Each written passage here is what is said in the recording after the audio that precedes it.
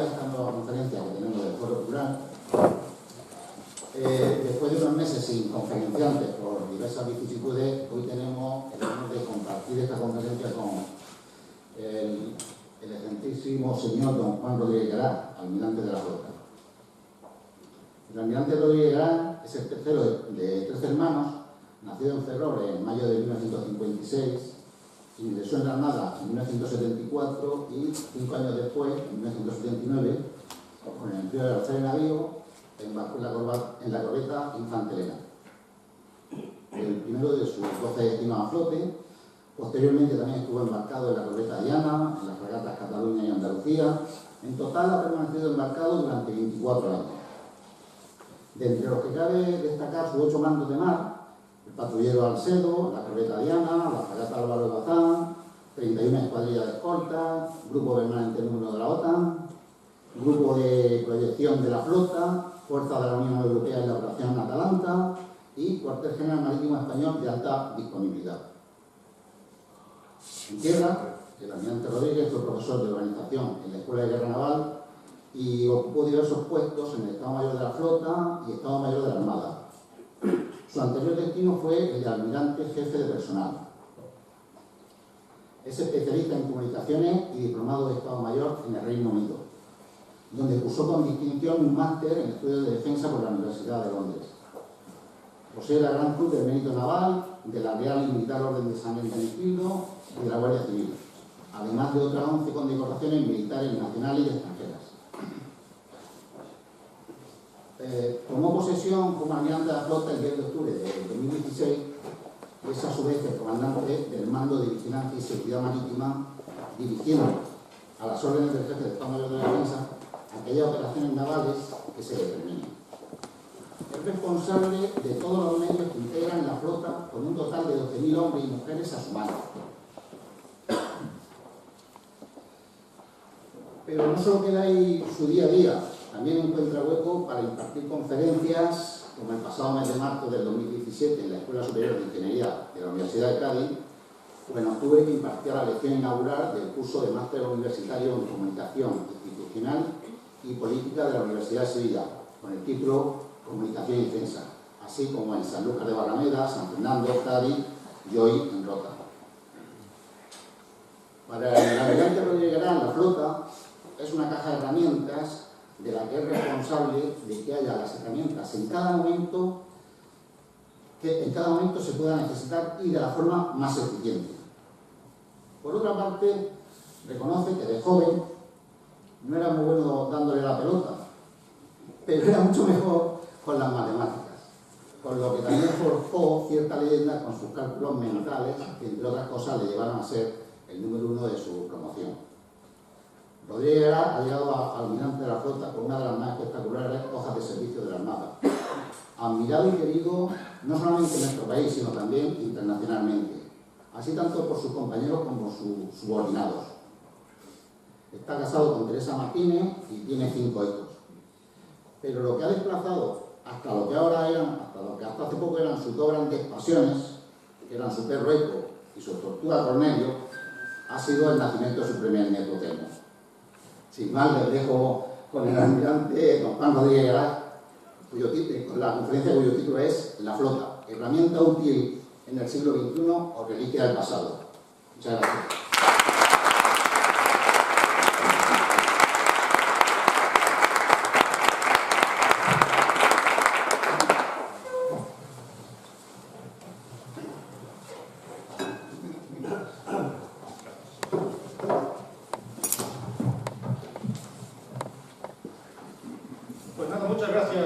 Muchas gracias de verdad por la amable presentación, de la que debo decir que es rigurosamente cierto que no tenía talento como futbolista. Por eso estoy aquí. Yo siempre digo que he llegado a la almirante de la flota por un fracaso en mi juventud, donde no pude llegar a ser lo que yo de verdad quería ser. Lo que no es del todo cierto es lo del cálculo mental. Esos son bulos que se crean y luego son muy difíciles de compartir. También es cierto que me gusta dar conferencias. Creo que parte del trabajo que no hemos hecho siempre bien los militares es presentarnos, explicarnos a la sociedad. Pero cuando yo doy conferencias, normalmente termino con la sensación de que todo el mundo dice, pues sí señor, porque al cabo, los que vienen a escucharme son gente convencida de que los dilemas que yo planteo, si la Armada es un elemento útil, una herramienta útil para la sociedad en la segunda década del siglo XXI, o si somos una reliquia del pasado, pues prácticamente el que viene a escucharme es porque está de acuerdo conmigo y sabe lo que voy a defender.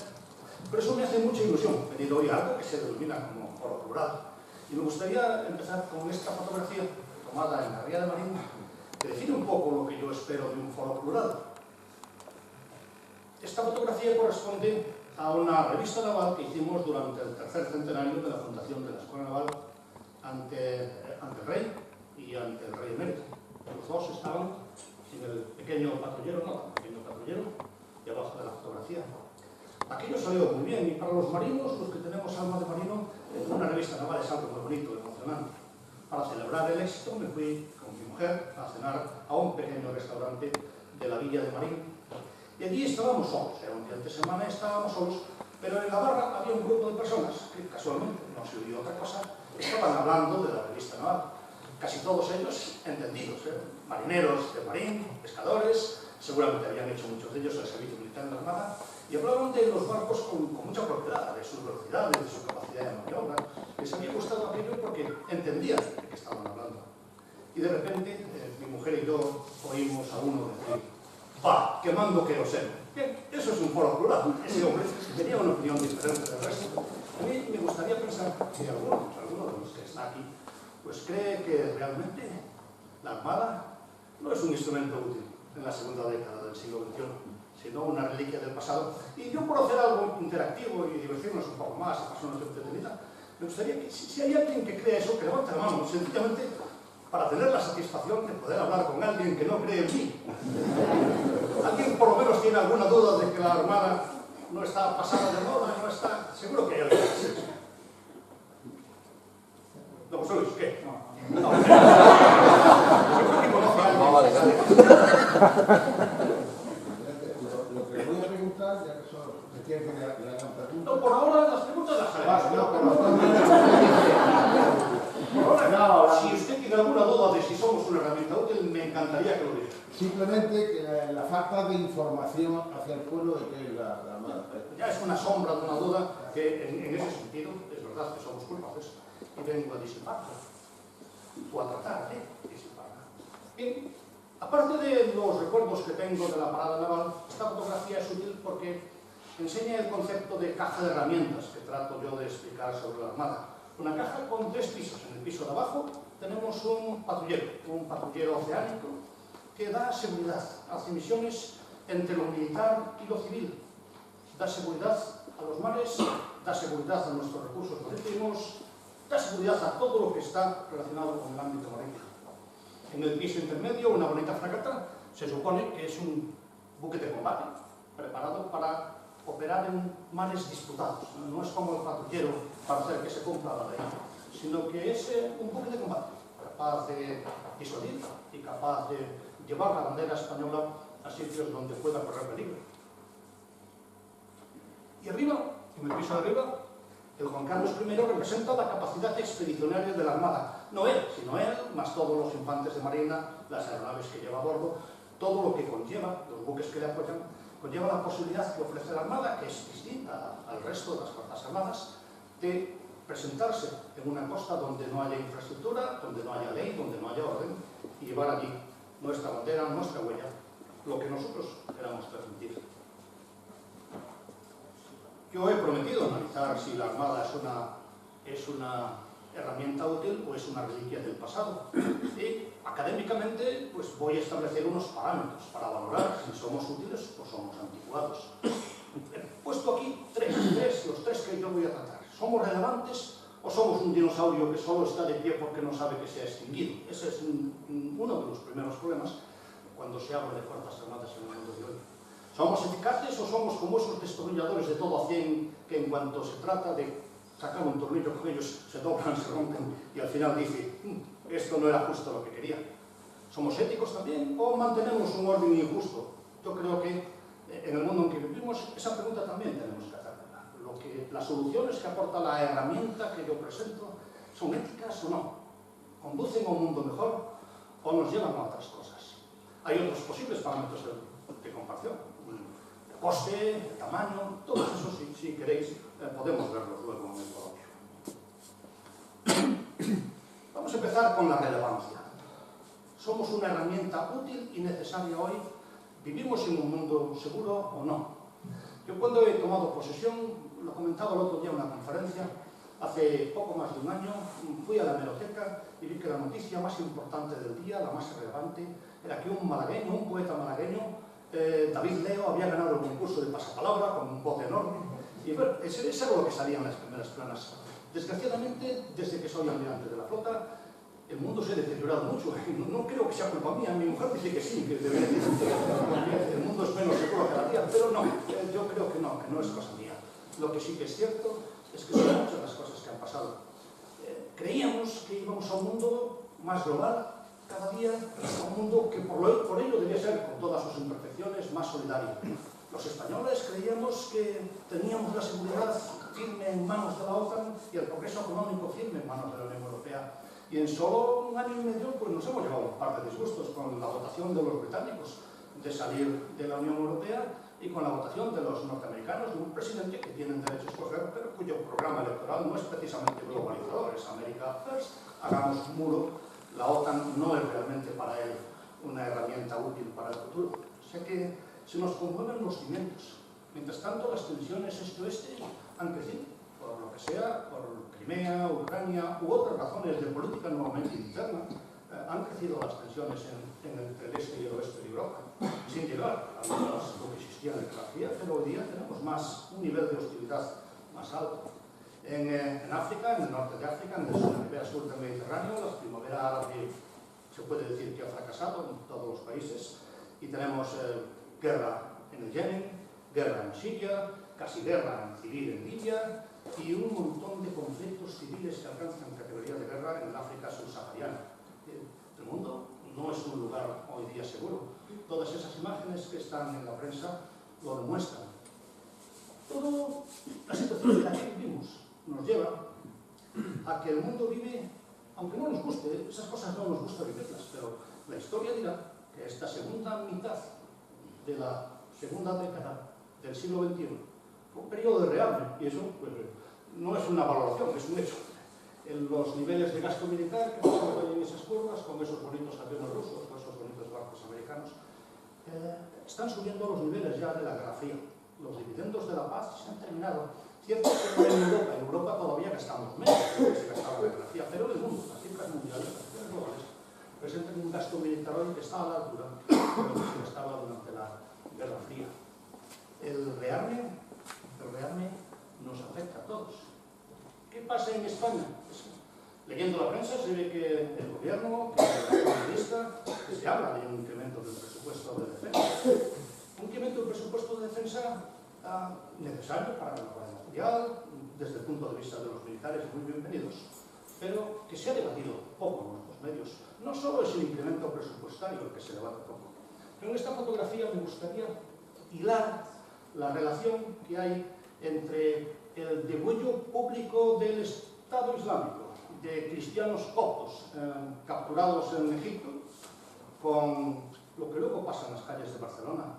El Daesh ha intentado, con esas imágenes, crear en nuestra sociedad, en el seno de nuestras calles, en el seno de nuestra sociedad, crear odio, crear miedo. El miedo y el odio son los que alimentan luego a unos chicos catalanes que deciden subirse a una furgoneta y asesinar a decenas de personas, tantas como puedan atropellar con su coche. Cuando ocurrió esto, si recordáis la prensa, se debatieron muchas cosas, siempre se busca el acento, se trata de poner el acento en quién tuvo más culpas, si se sabía, si podía haberse evitado, si no. La unidad es importante también, los terroristas tienen que saber que no nos conmueven. Y se discutió también algo relacionado con lo militar, pero solamente si los militares debían o no patrullar las calles de Barcelona. Este atentado está orquestado desde fuera de España, con los enormes recursos que le daba entonces al Daesh en un territorio que le permitía reclutar gente forzosa, incluso para su organización terrorista, cobrar impuestos, asaltar los bancos. Todo eso requería evidentemente la acción de las Fuerzas Armadas en aquella ocasión para la como instrumento de la política exterior para derrotar al Daesh en su propio territorio. Y es cierto que estamos allí, que el gobierno nos tiene allí, pero no se debatió públicamente. Muchos españoles creen que si España ha participado en la derrota del Daesh o ha desplegado fuerzas, y todavía tenemos en Afganistán, no es porque creamos que hace falta, sino por tener contentos a los americanos. Y a mí la verdad es que si eso es verdad me preocupa mucho, y si no es verdad me preocupa todavía más, porque significa que los españoles no entienden realmente de qué estamos hablando en la defensa. Y al fin y al cabo, esto es un instrumento de España. Si los españoles no sirven, ¿para qué sirve? Terminaremos seguramente invirtiendo más, terminaremos poniendo en riesgo la vida de nuestros soldados, de los hombres y las mujeres que sirven a España en la Armada o en los ejércitos, todo para hacer seguidismo, para hacer una política que no es exactamente la que el pueblo español querría hacer. Por eso creo que es importante que la conciencia de defensa, ese objetivo que tiene el Ministerio de Defensa desde hace muchas legislaturas, de verdad reciba un impulso. Y por eso me gusta aceptar las oportunidades que me dan de explicarme públicamente. La visión de los españoles es complicada porque como no se debate mucho sobre el tema, casi siempre responde a criterios superficiales que son eslóganos en general. Hay, ante un problema de seguridad en todas partes del mundo, hay quien hace unos sordos, quien no quiere enterarse, hay quien no se lo cree, escéptico, no cree en lo que hacemos o en lo que representamos, hay quien sí que enseña los dientes, hay quien tiende la mano. Y es lógico que sea así, pero en una sociedad poco informada como la nuestra en general, nos estratificamos en esas cuatro capas. Independientemente del problema, el que enseña los dientes, y el que tiende la mano, y el que prefiere pasar del problema, lo hace. Tenemos eslóganes que nos dominan porque no analizamos suficientemente los complejos problemas del mundo internacional. Tenemos prejuicios, y a mí me gusta combatir prejuicios que, desde mi perspectiva, que soy militar y bastante mayor, son como gigantes con enormes brazos como aspas de molino, pero tengo una hija que dice que no, que son molinos. Entonces, al final he recorrido a Don Quijote para aceptar que puede que yo no tenga razón y que realmente lo que nos amenaza, esos prejuicios a los que a mí me gusta combatir, no son tan malos como yo pienso. Lo dejaré a vuestra opinión, pero sí que voy a dejar cada uno de ellos por separado. Está la perspectiva del escéptico, del que no cree en mí, de que piensa que hace un ciudadano de uniforme tan avanzada como está el desarrollo de la humanidad, de que piensa que no tenemos enemigos, que el problema somos nosotros, que piensa que la guerra es algo del pasado. A mí me gusta cuando se habla de que la guerra es algo del pasado, me gusta comparar esa mentalidad con la de los creacionistas. Los creacionistas, como todos sabéis, creen que el mundo fue creado en el momento en que la Biblia dice, y que por lo tanto los huesos de dinosaurios se crearon ya con los años suficientes para que creamos en otra cosa. Todos, espero que no haya ningún creacionista, porque no hay muchos en España, pero todos vemos a los creacionistas como gente ingenua con simpatía y nos reímos un poco. A mí me gusta recordar un titular del Mundo Today, ese magnífico periódico que se puede leer en internet, que dice: creacionistas detenidos por apalear un pez que trataba de salir del agua. Esa es la imagen que tenemos de los creacionistas, de gente que nos divierte. Y sin embargo, pues viene alguien y nos dice: la guerra es cosa del pasado, y nos lo tomamos en serio. Pero hay muchas más pruebas de que la guerra no es cosa del pasado. Basta leer la prensa, basta ver lo que pasa, que de que el hombre ha evolucionado a partir de un animal parecido a este. Así que realmente negamos muchas veces la realidad por nuestras propias convicciones que nos limitan, nos impiden analizar la realidad. En este momento todavía hay muchas guerras en el mundo. No hay que discutir si las debía de haber o no, todos estamos de acuerdo en que no. La humanidad debería de haber sido mejor, más humana, más progresista. Pero no lo es. Y el problema que tenemos aquí es una diferencia de percepción. Creemos que ser humano es lo que dice el diccionario que es ser humano: benévolo, magnánimo, generoso, solidario. Y el ser humano no es así. Hace 6 millones de años que nos separamos del chimpancé en la línea evolutiva, conservamos el 99% del ADN de este animal que está aquí, y muchas de sus costumbres tribales. Los chimpancés realmente niegan los derechos de los demás amigos, tienen un sentimiento tribal que nosotros hemos heredado genéticamente y que hace que nos sentamos cómodos cuando somos del Betis y gana el Betis y vamos con los del Betis. Y no nos sintamos tan cómodos con los del Sevilla. Y esa es una forma leve del virus, del tribalismo. Hay otras mucho peores que todos conocéis bien: xenofobia, racismo, clasismo. Hay muchas formas del virus mucho más graves que simplemente ser fanático del Betis o del Sevilla. En cualquier caso, ser fanático del Betis o del Sevilla también nos quita el raciocinio en los temas concretos cuando se habla de fútbol. La evolución del hombre o del predecesor del hombre al hombre actual en lo tribal es todavía pequeña. En lo individual, por supuesto, es mucho mayor, pero irregular. Yo siempre digo que con la misma herencia genética sale de aquí Teresa de Calcuta y John el Decapitador. Y por desgracia, hay muchos más, probablemente, John Decapitador que Teresa de Calcuta. Si un marciano pudiera vernos desde fuera, si un marciano pudiera opinar sobre nosotros, pues me gustaría saber qué es lo que él piensa que es la humanidad. Pero como no tenemos ningún marciano que quiera hablar, me gustaría aplicar aquí la observación de Eduardo Mendoza, autor de un libro en el que se vistió él como marciano, vestido de Marta Sánchez, paseaba por las calles de Barcelona. Como eso le permitió reflexionar sobre la condición humana, me gusta citar lo que él dijo cuando le dieron el premio Cervantes, cuando recibió el premio Cervantes. Dijo exactamente que nuestra especie es atolondrada y agresiva, y quizás mala si hubiera otra especie con la que compararla. Atolondrados y agresivos. Siempre pregunto, ¿conocéis a alguien atolondrado y agresivo? Pues sí, los hay, y los hay en la prensa, y los hay en nuestro mundo, los hay en la política internacional, algunos en altos puestos, muy altos puestos. Eso verdaderamente no puede más que crear problemas a la humanidad. Eso es lo que desmiente el paradigma que a todos nos gustaría. El simple paradigma que a todos nos gustaría que obedeciera la dinámica de los conflictos. Hay un conflicto, hacemos justicia y se llega a la paz. Y eso es bonito. La justicia, por desgracia, nunca es objetiva del todo. Nunca tiene todo el mundo como lo tiene que ver. Y a mí me gusta poner pues, un ejemplo personal. La fotografía de la derecha, como reconocerá mi mujer, es mi hijo pequeño jugando al fútbol. Pensé que jugaba bien, llevaba la pelota frente a tres contrarios. Y me recuerda a que en la prensa, hace un año o dos, salían con frecuencia noticias de padres de hijos que agredían a los entrenadores de sus pequeños por no alinearlos. Esa es forma de educar a nuestros hijos. Bueno, seres humanos hacían esas cosas. Y para ellos estoy seguro de que creían que hacían justicia, porque ellos creían que su hijo era el mejor jugador. Y se equivocaban porque el mejor jugador era el mío. Y tengo que decir que cuando la entrenadora de mi hijo, por error sin duda, decidió que ya no era el mejor y no lo alineó más, si yo no la critiqué ni la agredí, no fue porque pensara que era justo, sino por buena educación y por respeto a la ley. Y eso es un poco lo que a gran escala le pasa a la humanidad. Ahí hay una fotografía, ya que me gustan los monos, los monos, un problema, un conflicto que todavía persiste, no bélico, pero que es un conflicto, en el que el pueblo británico, el pueblo español y el pueblo gibraltareño, además de Naciones Unidas, todos creemos que la postura justa es la nuestra, y son posturas perfectamente distintas.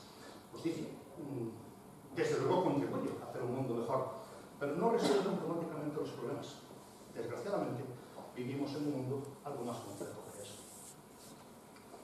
Luego está la perspectiva ética. Cuando uno dice la violencia es inmoral, ¿quién no va a estar de acuerdo con la violencia es inmoral? Y sin embargo, cuando Ignacio Echeverría, esta fotografía es del homenaje que le hicieron en Las Rozas después de su actuación en Londres con los atentados terroristas, pues cuando Ignacio Echeverría cogió un monopatín y arremetió violentamente contra los terroristas y perdió la vida. La verdad es que fue aplaudido por la sociedad española unánimemente, en todos los credos, todos los colores. Realmente todo el mundo aplaudió el gesto de este hombre. A mí siempre me pregunto, porque mando personas, hombres y mujeres, que hacen lo mismo que este hombre, en escenarios a veces casi tan difíciles como su. Me duele un poco que la sociedad no aplauda a mi gente tanto como aplaude Ignacio Echeverría. Pero la sociedad me perdonaréis que lo diga un poco flipa. Yo todavía dudo de si Ignacio Echeverría hubiera tenido un poco más de suerte y hubiera conseguido con su monopatín partir la cabeza del terrorista aquel y hubiera sobrevivido y el terrorista no. pues si no habría gente que le acusaría de ejecución extrajudicial o de esas cosas que a veces salen en nuestra prensa, porque insisto en que el ser humano es volumen.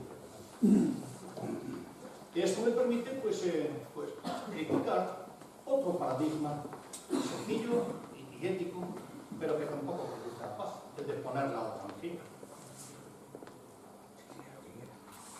La fotografía es de Srebrenica, después del asesinato de 20.000 personas por las fuerzas serbias, 20.000 musulmanes bosnios por las fuerzas serbias.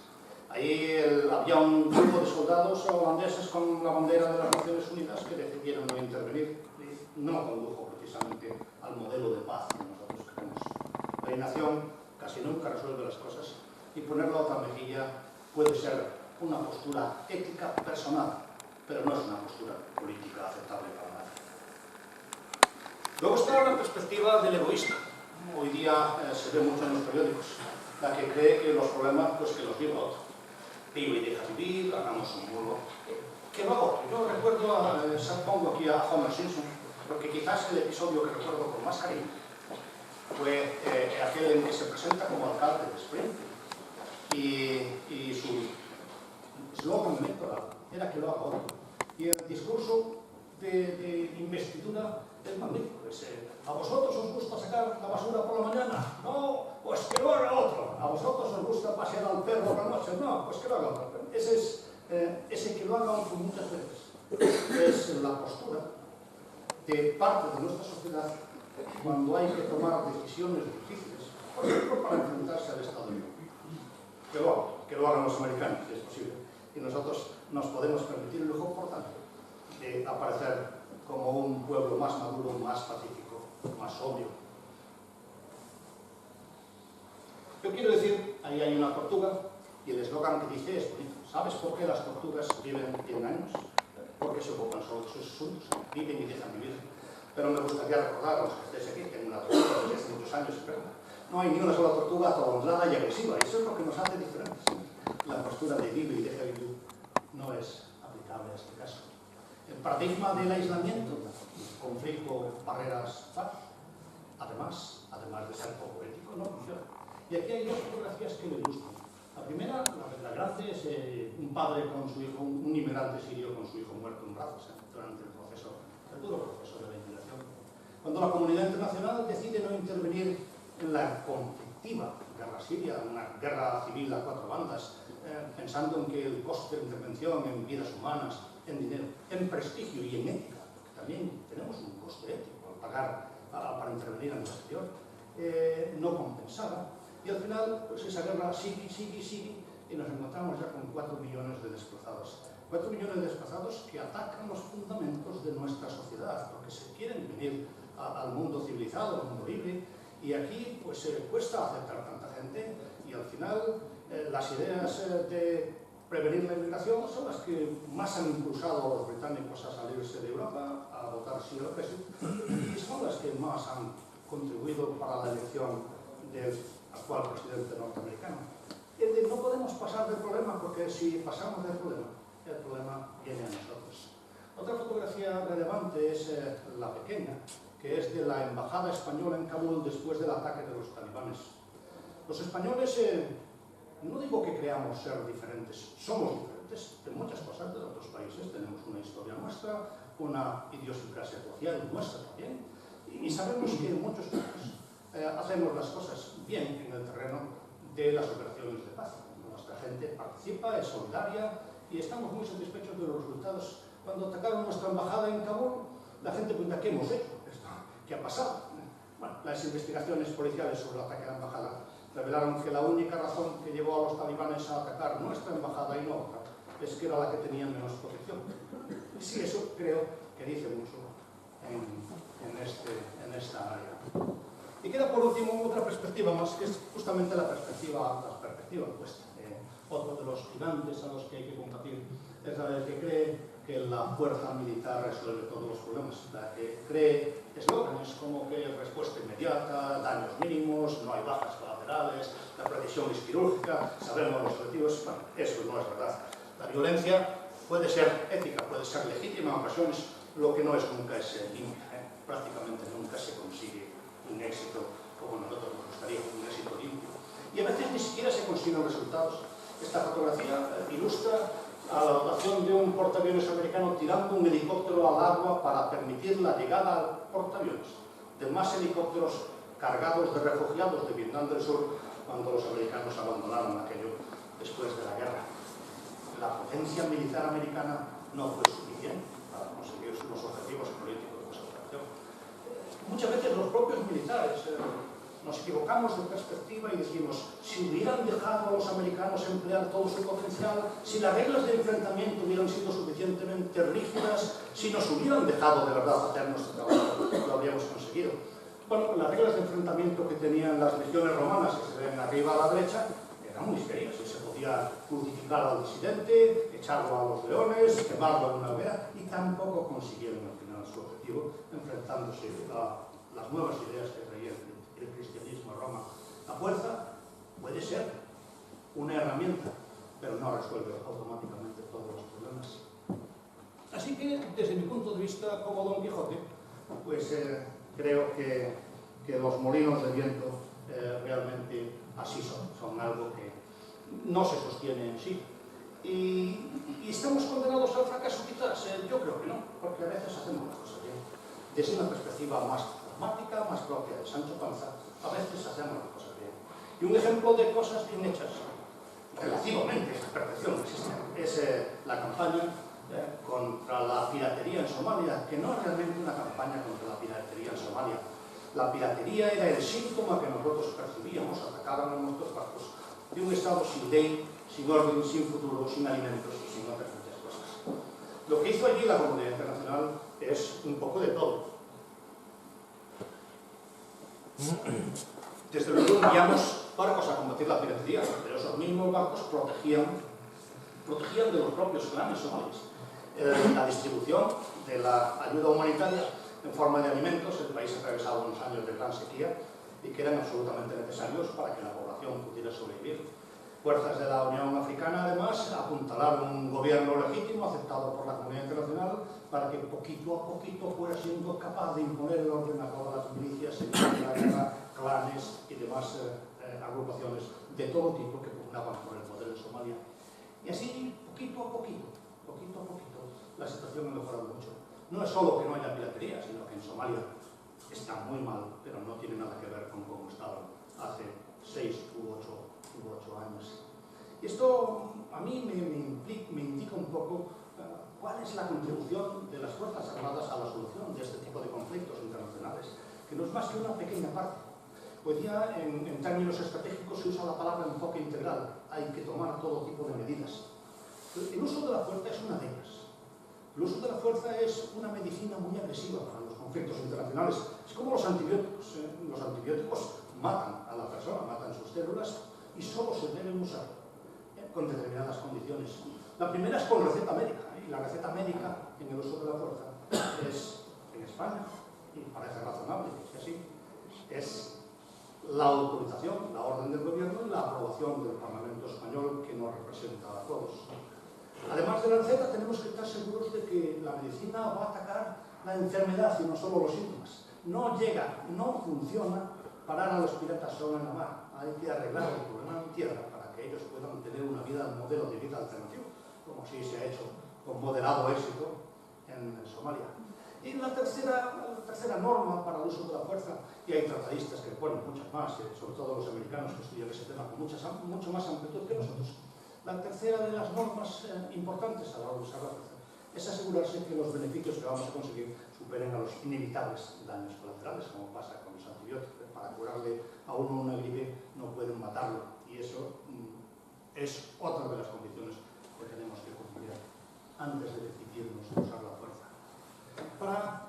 Para guía, a mí me gusta presentar un modelo de pensamiento, un paradigma sobre la resolución de conflictos y el empleo de la fuerza en la resolución de conflictos, un poco más complejo que la mera justicia, o las meras barreras, o la inacción, o el uso de la fuerza indiscriminado.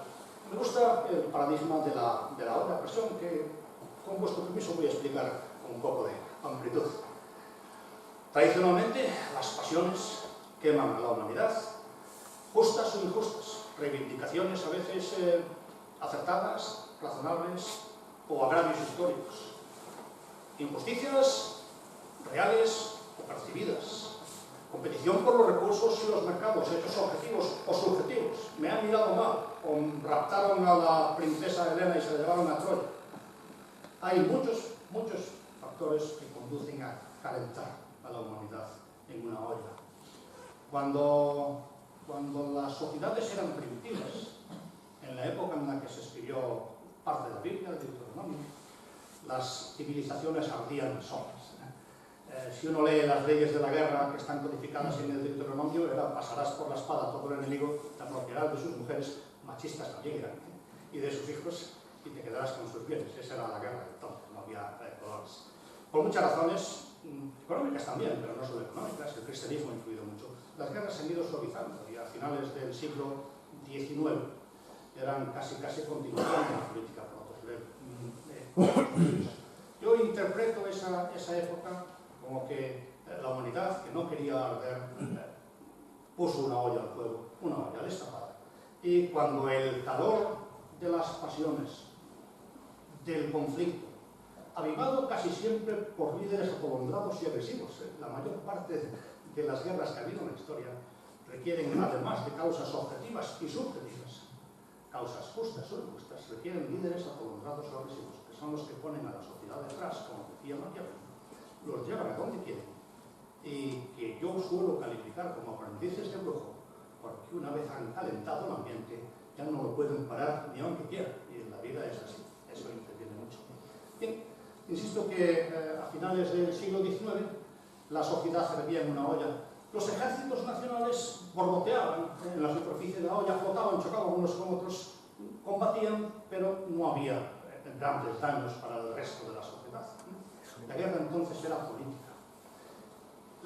Por desgracia, la mejora en la tecnología de armamentos y la mejora en la cohesión y organización social llevó a unas guerras absolutamente inaceptables para la historia de la humanidad. Y así la Primera y la Segunda Guerra Mundial nos enseñaron mucho. Nos enseñaron, junto con el desarrollo de armas más potentes, como la arma nuclear, que si hay una Tercera Guerra Mundial será la última. Y entonces hay que tomarse esto muy en serio. Por eso cada vez es más aceptada la teoría de la disuasión. Las Fuerzas Armadas, el papel fundamental de las Fuerzas Armadas, durante la segunda mitad del siglo XX, hasta el año 92, cuando se lanzó la primera operación de paz precisamente en Somalia. Durante esa segunda mitad del siglo XX, las Fuerzas Armadas nos convertimos en la tapa de la olla a presión. Se trataba de que, si no podemos apagar el fuego, al menos que no hierva, que no nos salpique, que paremos la guerra. Claro, la tapa de la olla a presión no apaga el fuego, no disminuye la temperatura, al contrario, lo aumenta, y al final los conflictos que siguen existiendo salen, en mi modelo de termodinámico de conflicto, salen en forma de vapor, en forma de terrorismo, en forma de crimen organizado, en forma de migraciones masivas, siguen haciéndonos daño, es verdad, pero no es la Tercera Guerra Mundial. La Tercera Guerra Mundial sería sin duda la última. Y sobre este paradigma, pues me gusta explicar el papel no solo de la Armada, sino de las Fuerzas Armadas. Si algo podemos hacer, lo más útil, desde luego, es bajar la temperatura. Y eso en el argot estratégico que yo manejo, pues se suele llamar exportar estabilidad. La mayor parte del trabajo que hacen físicamente las Fuerzas Armadas del día se trata de exportar estabilidad. Y aquí pongo pues, unos pocos ejemplos con los que, en concreto, la flota, que es de lo que hablamos hoy, contribuye a bajar la temperatura. Desde la imposición de la paz en Bosnia para evitar sucesos como el de Srebrenica, hasta el mantenimiento de la paz en el Líbano para separar al ejército israelí de Hezbollah, desde la ayuda humanitaria que se llevó a Haití después del terremoto, hasta la cooperación que todos los días tenemos con muchos países para enseñar a sus Fuerzas Armadas a mejorar sus propias capacidades y de paso para crear un vínculo de colaboración, para que no nos vean como un enemigo, que no nos vean como una potencia colonial, sino tenderles de verdad la mano, para que los líderes de esos países, las gentes más educadas, entiendan que pueden tener en nosotros un apoyo más que un rival. Lucha contra la proliferación en la mar. En el Océano Índico, la Armada en el año 2002 pudo descubrir unos cuantos misiles que iban dirigidos a distintas guerrillas en la zona del Golfo. Y bueno, acciones de estabilización como la de Afganistán después de la guerra en la que los talibanes perdieron el poder, y todavía estamos implicados en alguna medida, aunque menos de la que fue en su momento. En todos estos conflictos la flota hace un papel que contribuye a que el mundo sea un poquito mejor, que contribuye a que el calor del fuego baje. No es lo único que se puede hacer. Hay medidas que la sociedad española toma, económicas, diplomáticas, comerciales, de todo tipo, políticas que pueden contribuir a bajar la temperatura del fuego. Esta es una más de las que podemos hacer. Una más que hacemos, por supuesto, gustosos, pero que tiene su coste en sudor y su coste en sangre.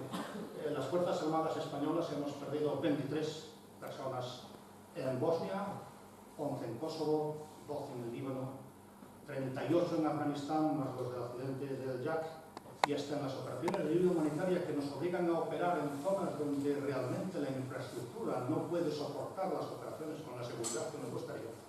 Hemos perdido también 4 personas de la Armada en un accidente de helicóptero en Haití.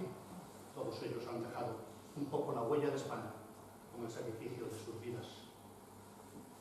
Herramientas para exportar estabilidad, aquí en Rota, para que las disfrutar, fundamentalmente el Tercio Armada y el Grupo de Proyección. Muchos habéis marcado, me parece que conozco mucha gente que estéis aquí y sabéis pues, exactamente de qué estoy hablando. Un ejemplo excelente de lo que puede hacer la Armada, de lo que ofrece la Armada en este caso concreto, por técnicamente separarla de lo que ofrecen los otros ejércitos, es la Operación Libre Hidalgo. Cuando se llegó a un alto fuego en el Líbano, en el año 2006, la ONU pidió a España que mandara fuerzas de interposición lo más rápido que pudimos mandar, sin infraestructura, sobre las propias playas del Líbano.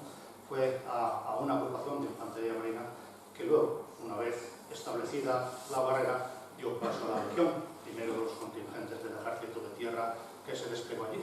Y eso es un poco lo que la Armada cree que puede ofrecer en este terreno, en el terreno de más demandante de lo que son las operaciones de estabilización, el exportar estabilidad y el tratar de bajar o contribuir a bajar la temperatura del fuego.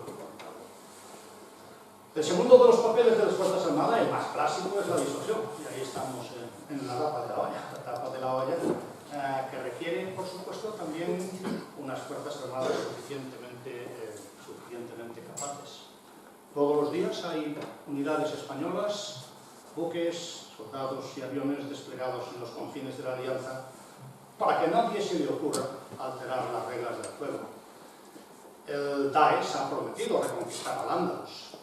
Si no lo hace no es porque no quiera, es porque no puede, lógicamente. Si se dedica a exportar terrorismo es porque no puede entrar como entraron hace ya 12 siglos por el estrecho. Y es lógico que es así, pero es un trabajo que hay que seguir haciendo. Y no está solo Daesh. Los estados con menos controles éticos que tiene España, con nuestro ordenamiento constitucional y legal, tomarían ventaja si pudieran. Siempre ha sido así. Por eso nosotros creemos que este trabajo sigue siendo necesario y útil. Aquí en la fotografía pues, está una de nuestras fragatas enseñando los dientes delante de una agrupación rusa navegando por el Báltico. Los bonitos dientes de una fragata, debo decir, porque como soy marino, a mí las fragatas me parecen como mis niñas, igual casi de bonitas. Y el resto de la flota, pues muchas veces se dedica a trabajos de preparación. Si estamos preparados, somos creíbles, y aquel aforismo de si quieres la paz, prepara la guerra, sigue siendo válido en el mundo de hoy, todavía, y probablemente algunos años más, mientras no cambie del todo la naturaleza del ser humano. ¿Qué tenemos para esto? Pues la escuadra de superficie que me gusta presentar, la flotilla de aeronaves, la flotilla de submarinos son excelentes herramientas para la división. Son buenos barcos, buenas unidades, buenos aviones. Estamos muy satisfechos de ellos, muchos de ellos además fabricados en España, pero de los beneficios colaterales de las Fuerzas Armadas hablaremos luego un poquito. Y por último nos quedan las Fuerzas Armadas, qué es lo que podemos hacer, ya que existimos para la disuasión y somos utilizados para tratar de bajar el fuego. ¿Qué es lo que podemos hacer para combatir el vapor. El vapor, insisto, en la forma de lucha contra el terrorismo, de crimen organizado, de inmigración.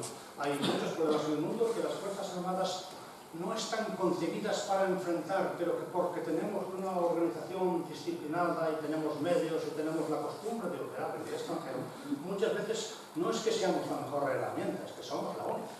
Las organizaciones no gubernamentales tienen un papel, ellos mismos saben que nosotros tenemos otro, a veces complementario, a veces diferente, pero que hay sitio para que todos podamos trabajar. ¿Qué hacemos la flota en eso? Pues desde apoyo a las fuerzas y cuerpos de seguridad del Estado, como los infantes de Marina que en su momento vigilaron las vías. No es frecuente en España, en otros países se usa más. Nuestro ordenamiento jurídico lo permite, pero en general, hasta ahora, sinceramente, creemos que no ha hecho falta hacerlo con frecuencia. Lucha contra la piratería en el Océano Índico, una bonita corbeta capturando a los piratas. Lucha contra las mafias de la inmigración y salvamento de decenas de miles de personas en el Mediterráneo. Esta fotografía dramática que se ve, bueno, habréis visto todos seguro fotografías tan dramáticas como esta, una embarcación que vuelca justo al lado de nuestro barco. Hay que mandarle las embarcaciones nuestras, pero a veces no vuelca una, vuelcan dos, una en cada lado. Eso para las dotaciones que están desplegadas es muy duro. Al final el patrón de una embarcación tiene que decidir quién vive y quién vuelca, quién saca del agua primero, y sabiendo que el otro pues, puede perder la vida en ese empeño. Cuando se viven esas experiencias, como todos imagináis, la gente vuelve de forma diferente, mejores profesionales, más personas, más humanos. Y por último, la derrota del Daesh, donde España ha participado en las condiciones en las que el Parlamento español estableció, como la mayor parte de los países, por otra parte, facilitando adiestramiento a las fuerzas de seguridad iraquíes y facilitando también información. Ahora tenemos desplegado, la Armada tiene desplegado un drone, un avión no tripulado, que se dedica a esto.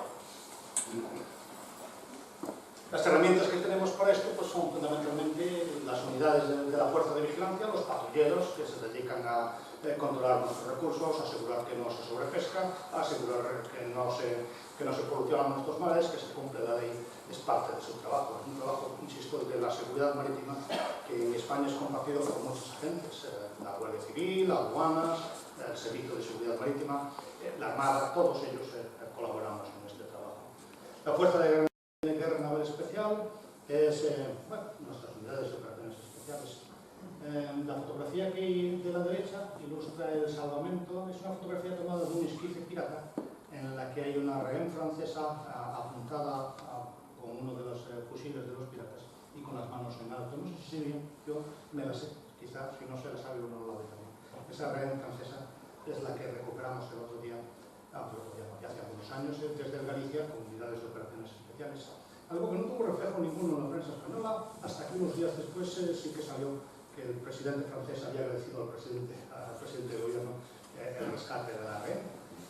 Pero que ahora creo se han puesto en contacto con la Armada para hacer una película sobre el caso. Supongo que saldrá una película un poco exagerada, como ocurre en estos casos, pero sí que es verdad que para la gente que arriesgó sus vidas para sacar esta rehén, se agradece el que nuestros conciudadanos lo conozcan, sepan lo que hacemos. Tenemos también una fuerza de protección pues, a la que pertenecen los infantes de Marina que vigilan la seguridad de la base naval de Rota, que todos conocéis aquí perfectamente bien. Y yo ya estoy terminando, por eso pongo ahí ese despertador. Los que ya habéis decidido descansar durante esta conferencia ya podéis despertaros, porque si no, es un corte. Es casi la hora de terminar, pero también quiero despertaros pues, antes de dar un poco el mensaje que uno tiene acá, que es la responsabilidad de actuar en este paradigma de la opresión, en absoluto solo de la Armada, es de todos. Y de todos, y cada día más, de la propia sociedad. El vapor del que hablábamos, el terrorismo, la migración, afectan mucho más a la sociedad civil que al componente militar. De hecho, hoy día, los conflictos no se viven en las fronteras del imperio, como vivían los centuriones romanos, se viven en las calles de Barcelona. Y es importante que nuestro pueblo sepa qué puede hacer ante esos atentados, no qué puede hacer en ese momento, sino cómo se puede reaccionar a estas cosas. La sociedad tiene que mantener el dominio, no dejarse arrebatar las calles, tiene que no ceder a esa espiral odio y de miedo que tratan de provocar los periodistas para enfrentar a la comunidad islámica y la cristiana o lo que quieren enfrentar. Eso es, en este momento ha habido terrorismo de todos los colores a lo largo del estudio del mundo. Es la sociedad la que tiene que resistir, la que tiene que hacer realidad eso de que los terroristas no cobran, y eso es parte de todos y es un sacrificio y algo que es muy importante para nuestro futuro y el de nuestros hijos. La sociedad también es responsable de la tapa de la olla de presión y, por un lado, los presupuestos, efectivamente. Las Fuerzas Armadas las pagáis vosotros. Y se puede hablar del coste de las Fuerzas Armadas, también se puede hablar del dilema de la mantequilla y los cañones. Aquí en Rota, mejor que en ningún otro sitio, se saben también de cuánta mantequilla traen los cañones, porque no hay un problema tan sencillo en el mundo real. Pero bueno, se puede hablar de si el gasto es suficiente, insuficiente o necesario. Esa también es decisión de los españoles, en la cual es la firmeza de la tapa. Pero más importante todavía que el dinero es el apoyo a esos jóvenes hombres y mujeres que se van a las operaciones y que hoy día sienten el apoyo de la sociedad española, pero que es un apoyo sesgado un poco. Mi impresión es que cuando el CIS dice que las Fuerzas Armadas tienen un 60% de apoyo en la población española, mi impresión personal es que lo que tienen es un 100% de apoyo del 60% y un 0% de apoyo del otro 40%. Y eso no es bueno, por eso tratamos de explicarnos lo mejor posible, para tratar de buscar algo más realista. No somos lo mejor que hay, no somos lo peor que hay que valorarnos en nuestra justa medida. Y eso, insisto, que es parte de un esfuerzo que tienen que hacer las sociedades para entendernos mejor. Pero donde el esfuerzo de la sociedad es más importante es a la hora de apagar el fuego. El fuego se apaga con vuestra opinión, con vuestro criterio, la opinión formada, conociendo lo que es los problemas, no con eslóganes vacíos, sino en este caso, en este problema, esto es lo que España debería hacer. Porque al final, la gente que desplegamos a operaciones con uniforme de soldados o marineros lleva vuestra huella y hacen lo que los españoles quieren hacer. Y como prometí hablar de la ética, es fácil, jugando con las palabras, contraponer la razón de la fuerza y la fuerza de la razón. Y parece que eso nos lleva a negar que pueda existir fuerza y razón en el mismo lado. Parece que es el más fuerte que tiene razón. No me gustaría terminar sin decir que nosotros podemos ser, creemos ser, por militares españoles, fuerzas del bien. Alguien puede vernos como los soldados del Imperio Galáctico. Supongo que habréis llevado a vuestros hijos a esas películas y sabéis que son los malos, los que tratan de defender un orden injusto, los que oprimen a las poblaciones y demás, los que destruyen planetas. Bien, yo me gustaría decir sobre este tema una cosa. Al final, la Armada, como empecé diciendo, es una herramienta. El que empuña esa herramienta es el pueblo español.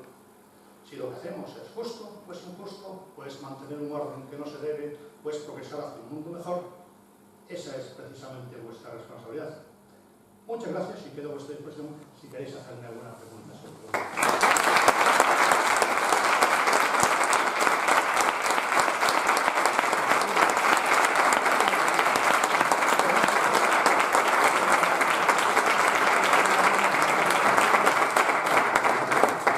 agradecerle al señor almirante su charla muy amena y bueno, como él ha dicho, empezamos el turno de preguntas y el que quiera preguntar. Una pregunta, en primer lugar, muchas gracias. A mí me ha encantado la conferencia en el fondo y en las formas.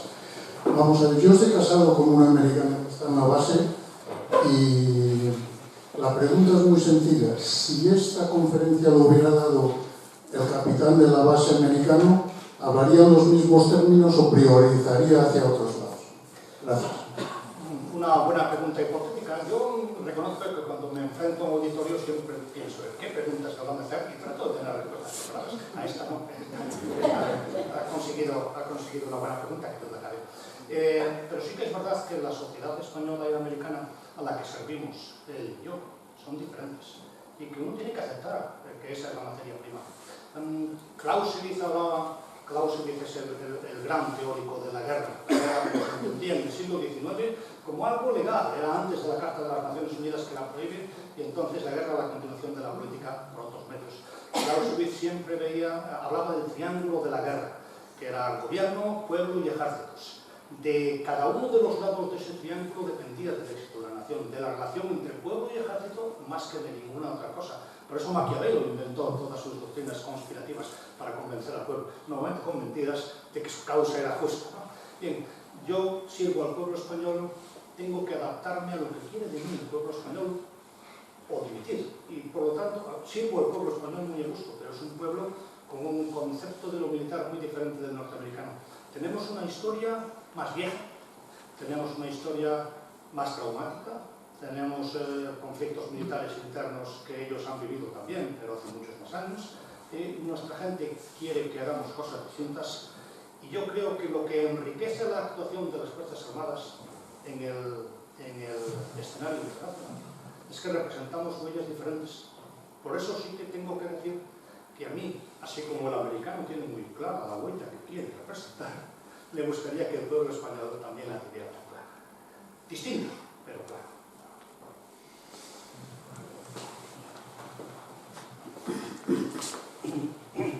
Hola, buenas noches.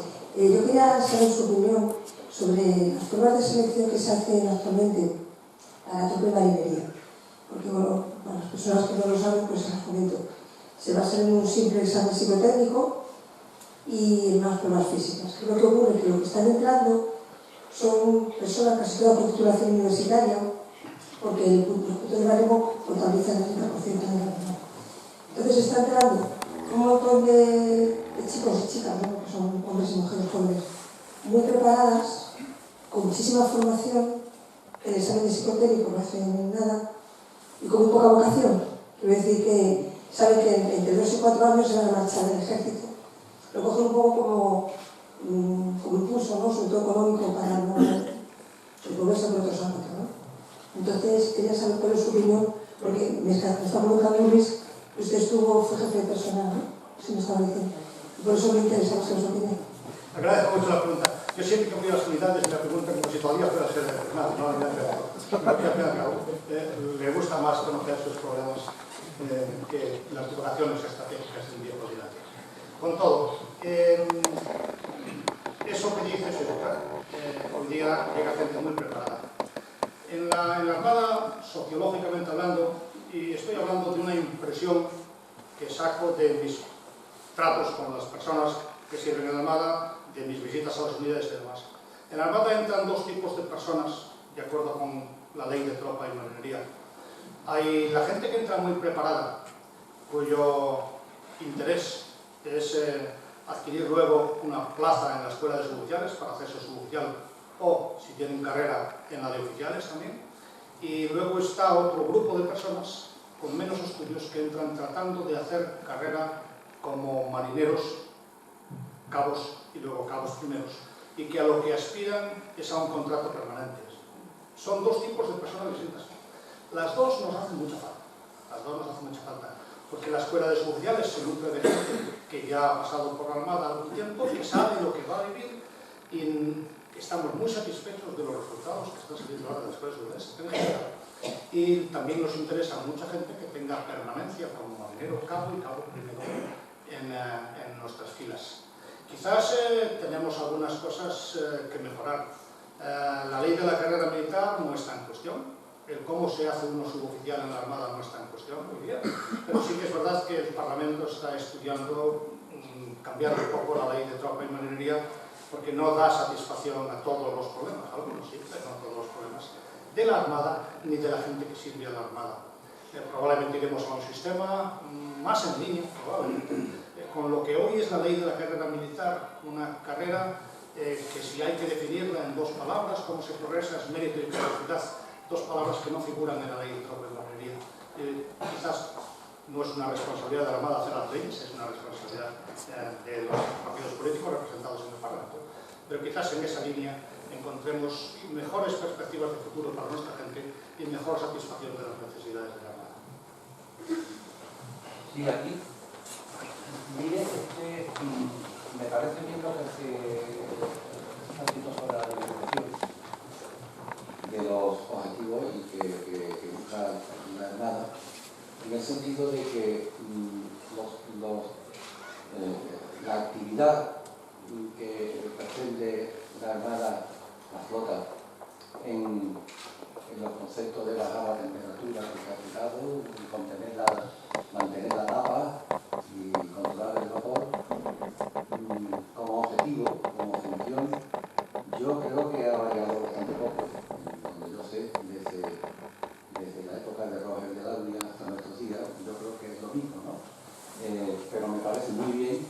se divulgue, como ha hecho usted hoy, y que la gente lo sepa.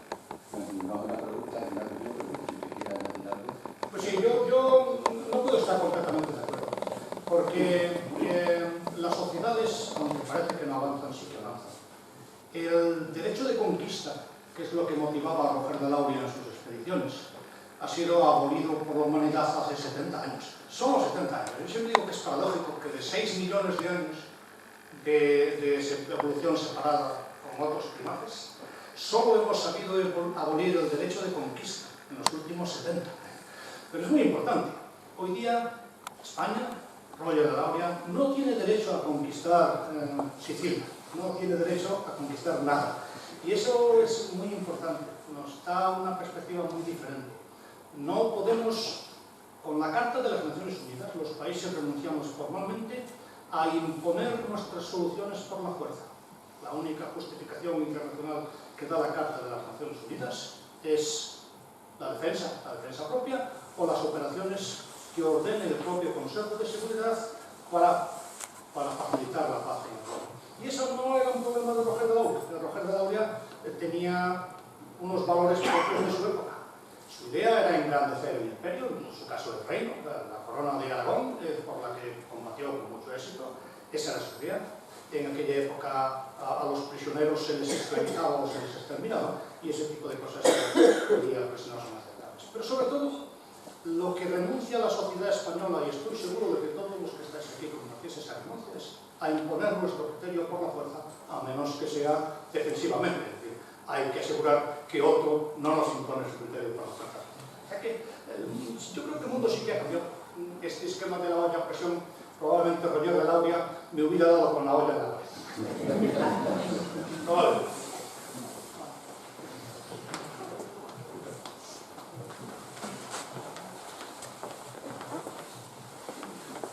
Yo tengo una duda, estoy muy de acuerdo con lo que usted ha dicho, pero eso de luchar contra las mafias, la inmigración, ¿salvamento marítimo pertenece a la Armada o esa parte?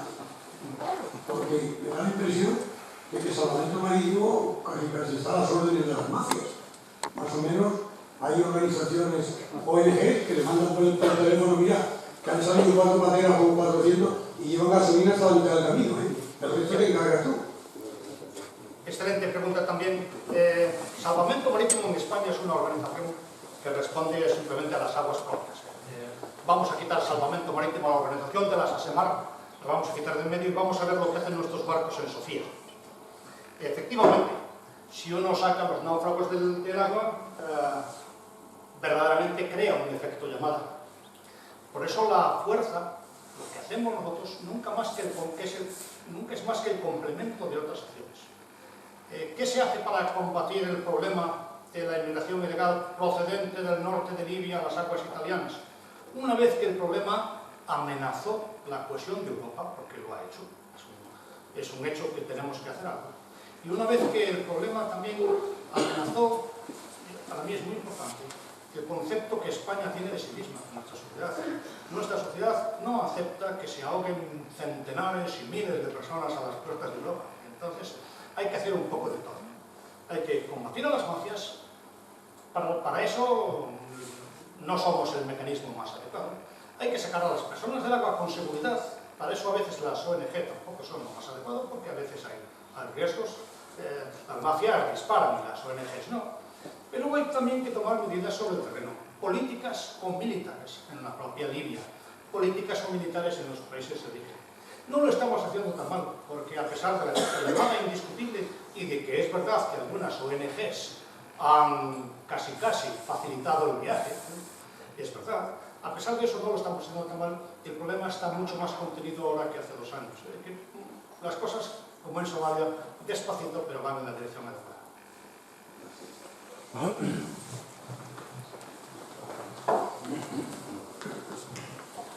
Brillante. Bueno, vamos a poner a prueba la brillante. No es una pregunta que yo haya. Puede parecer que sí, pero no.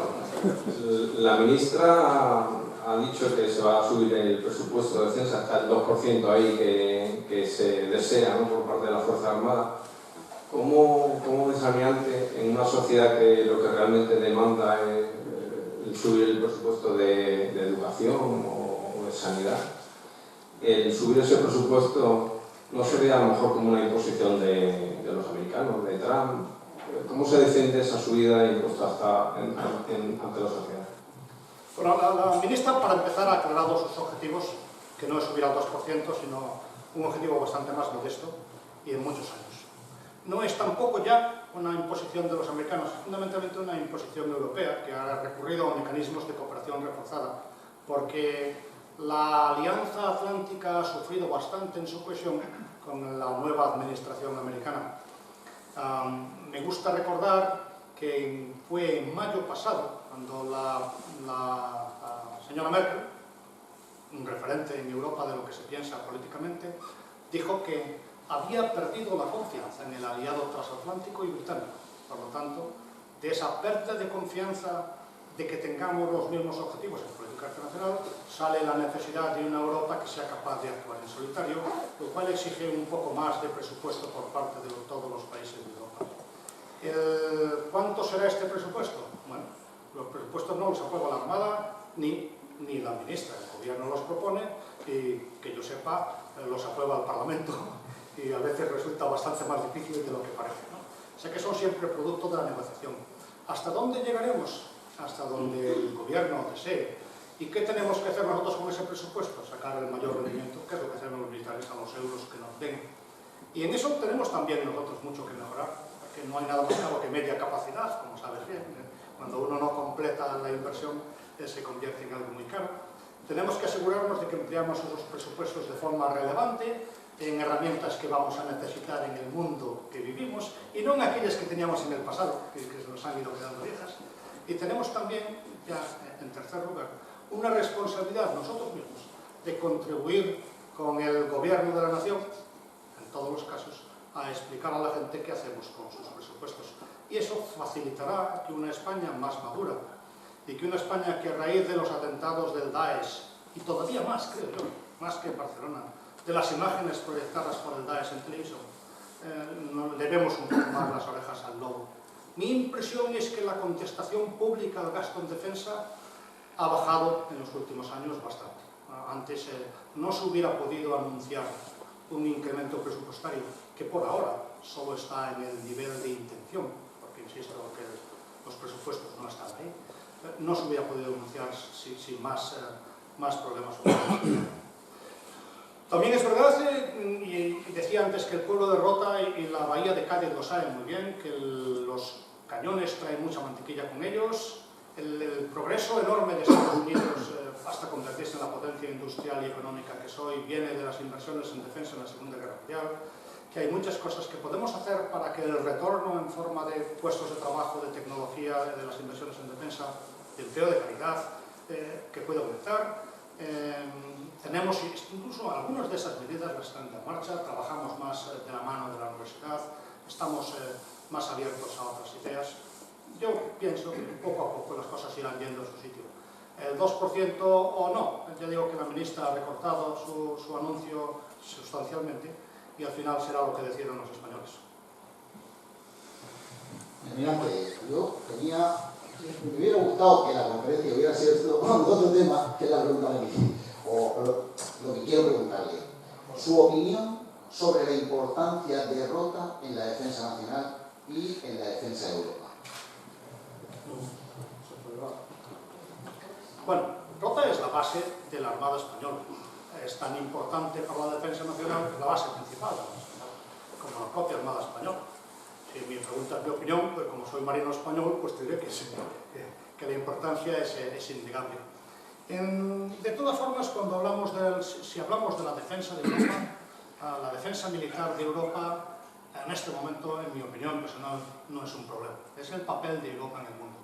Y Rota, para quienes llevan el papel más protagonista en la influencia del modelo occidental de estructura militar en el mundo, que son los norteamericanos, es extremadamente importante por razones que todo el mundo aquí conocéis bien, fundamentalmente la presencia de un puerto y un aeropuerto en el mismo recinto cerrado que permite que logísticamente se apoyen mejor a las fuerzas que Estados Unidos tiene desplegadas.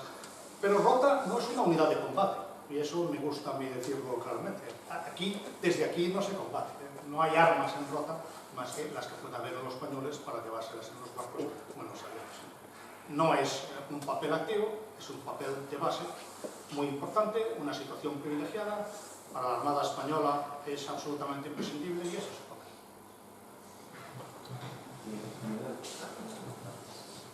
Yo voy a hacer una pregunta. Llevo un rato dando preguntas a José Senado. La imagen esta que teníamos de las batallas navales contra Rolar o tipo la Segunda Guerra Mundial en el Índico, los japoneses con los americanos y tal y cual, parece que se ha pasado un poco ya de moda, ¿no? No sé si ese tipo de batallas de echar barcos contra barcos hoy en día se va a unificar, es casi un tipo de una guerra. Entonces mi pregunta es, los barcos actuales, ¿qué porcentaje o qué posibilidad de defensa tienen contra todas estas unidades balísticas dirigidas por satélite o por rayos no sé cuántos o por drones que lo guían y que lanzan un misil y con el plan velocidad de 50 no lo tiene encima? A no ser que no conozca el tipo de defensa que llevarlo. Pero realmente tiene posibilidades un barco en el mar de defenderse contra este tipo de ataques. Bueno, para empezar, lo que dice del combate de fuerzas navales contra fuerzas navales está absolutamente obsoleto. Es una imagen del pasado. Hoy día tenemos las Fuerzas Armadas para conseguir, en la jerga técnica, para alcanzar efectos en el campo económico, militar, industrial o político. A veces es político, a veces sencillamente mandamos a Juan Sebastián Elcano a La Habana para representar una idea política que queremos. Esa es la utilización de las Fuerzas Armadas. La gente que lo hace tiene que estar segura, tiene que estar capaz de defenderse de los problemas. El hecho de que uno mande a una fragata a combatir la piratería no la libra del riesgo de que un grupo de los participantes en la guerra del Líbano pues la confunda con otro y le lance un misil, como de hecho ha pasado. Entonces nuestros barcos tienen necesidad de mantener sus capacidades de defensa como el pueblo español quiere que sea, porque tenemos una herramienta y de la política y no queremos que la herramienta se nos rompa con pérdida de vidas que van a bordo. No queremos porque se perderían vidas, recursos y prestigio. Cuando uno pierde un barco en operaciones, si lo hace mal, pierde prestigio. Por poner un ejemplo que llega a la mente de todos, pues el accidente del Jack para España supone una pérdida de prestigio, que duda cabe. O sea, que no es solamente que estemos jugando, la vida humana es muy importante, ¿no? Pero no solamente jugamos eso, no jugamos con los objetivos de la política exterior de España. Los barcos están preparados para defenderse, unos más que otros. Los barcos más modernos están bastante mejor preparados. ¿Tienen capacidad de defensa antimisil? Sí. ¿Pueden ser sorprendidos? También. Es una realidad que puede ocurrir y esa entra parte de los riesgos de la profesión. Pero los que mandamos a zonas comprometidas, los mandamos certificados por mí de que pueden defenderse de los peligros que encuentran en esa zona. Y si no tienen grandes capacidades, es efectivamente para sacar personas del agua tampoco tenemos.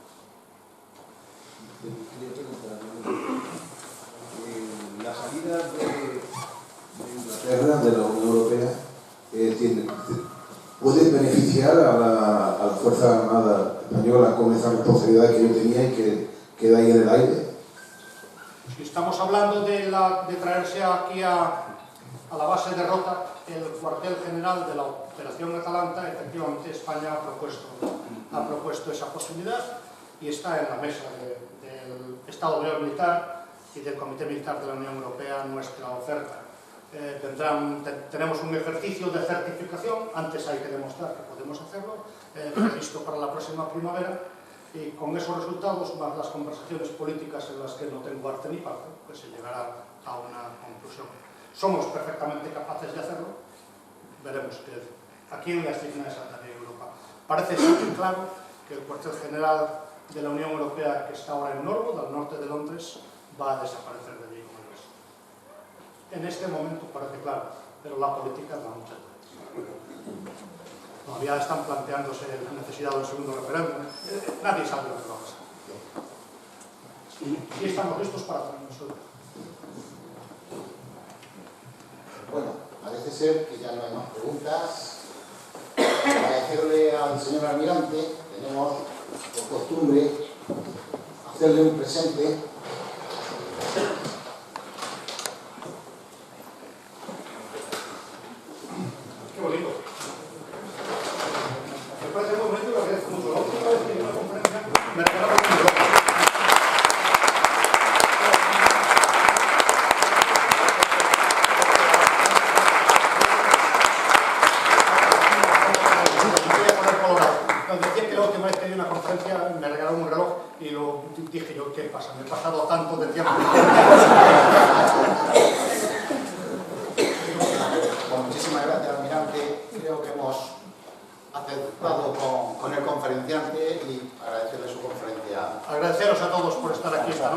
pasarse un viernes por la noche pensando si la armada es un instrumento útil todavía o una reliquia del pasado, tiene mucho sentido.